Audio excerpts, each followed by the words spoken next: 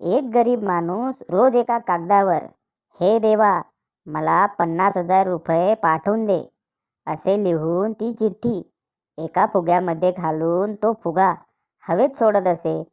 तो फुगा एका ग्रामपंचायतीच्या वरून उडत असे आणि तेथील सरपंच रोज तो फुगा पकडून ती चिठ्ठी वाचत असत आणि त्या माणसाच्या साधेपणाला हसत असत. एक दिवस सरपंचांनी त्या गरीब माणसाची मदत करण्याचा विचार केला. सरपंच व त्यांच्या पॅनलने मिळून 25,000 रुपये जमा केले आणि त्या माणसाच्या घरी जाऊन देऊन आले. दुसऱ्या दिवशी सरपंचांना परत फुगा दिसला.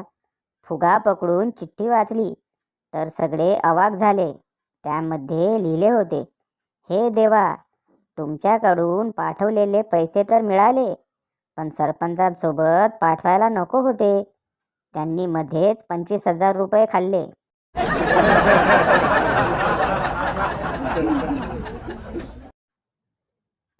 मी नमस्कार, तो 500 वेळा नमस्कार. मी कसा आहेस, तो 500 वेळा मस्त आहे, एकदम ठणठणीत. मी बाकी सगळं, तो 500 वेळा एकदम भारी सुरू आहे. आणि तुझं, मी 500 वेळा लाज वाटत आहे स्वतःची, जे तुझ्याकडून 500 रुपये उधार घेतले होते. तो अरे भाऊ मी वापस कुठं मागतोय, राहू दे. मी थँक्यू भावा.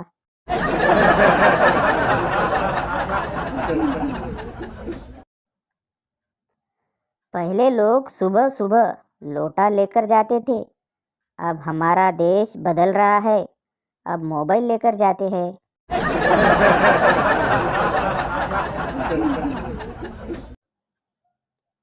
सुनो बे, दाढ़ी रखने से सिर्फ उसमें साबुन का झाग ही बसता है, लड़की नहीं.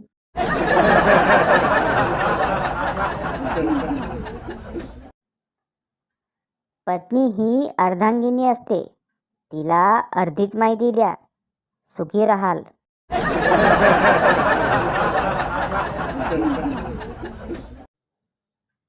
नवरा, तुझ्या माझ्या संसाराला आणि काय हवं.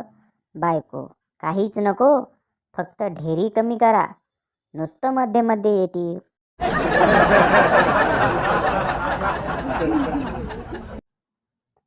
शिक्षक, तुझे आणि तुझ्या वडिलांचे नाव सांग बघू. विद्यार्थी, माझे नाव सूर्यप्रकाश आणि माझ्या वडिलांचे नाव चंद्रप्रकाश आहे. शिक्षक, शाबास, आता हेच मला इंग्रजीत सांग.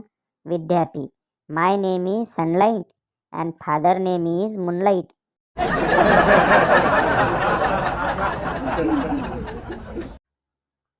बायको, ही किती कडू, मला बघायचं होतं, तुम्ही पुरुष हे पिता तरी कसे. नवरा, बघितलंस किती त्रास होतो आम्हाला, तुम्हा स्त्रियांना वाटतंय आम्ही मज्जा म्हणून दारू पितोय.